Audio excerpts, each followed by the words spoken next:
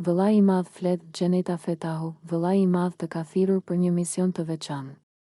Një mision që kërkon guxim, inteligjencë dhe aftësi për të luajtur një rol deri në fund. Për 24 orët e ardhshme, ti nuk je mysafire. Ti nuk je kapitene. Ti je banore e përhershme e shtëpisë së Big Brother Kosova. Nga ky moment, dera hapet për ty jo thjesht për të hyrë, por për të trazuar.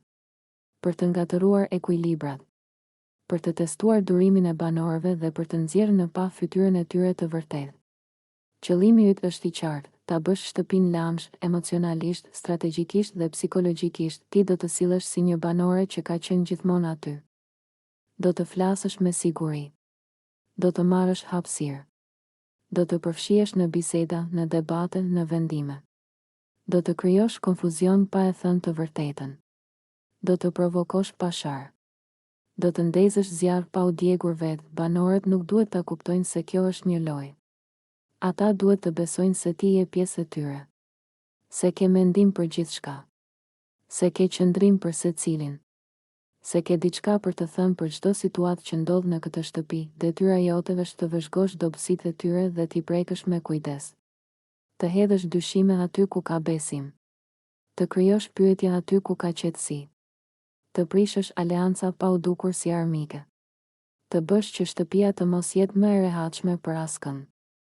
Gjatë këtyre 24 orëve, çdo fjalë e jotja ka peshë. Çdo heshtje ka domethënie. Çdo reagim do të analizohet. Ti je testi i tyre. Dhe ata nuk e din, por kujdes, Gjeneta, ky mision kërkon zgjuarsi. Nuk fiton ai që bërtet më fort, por ai që mbjell dyshimin dhe largohet pa gjurmë. Nuk fiton ai që sulmon, por ai që e lë tjetrin të gabojë vetë. Në fund të 24 orëve, dera do të hapet sërish. Banorët do të mësojnë të vërtetën.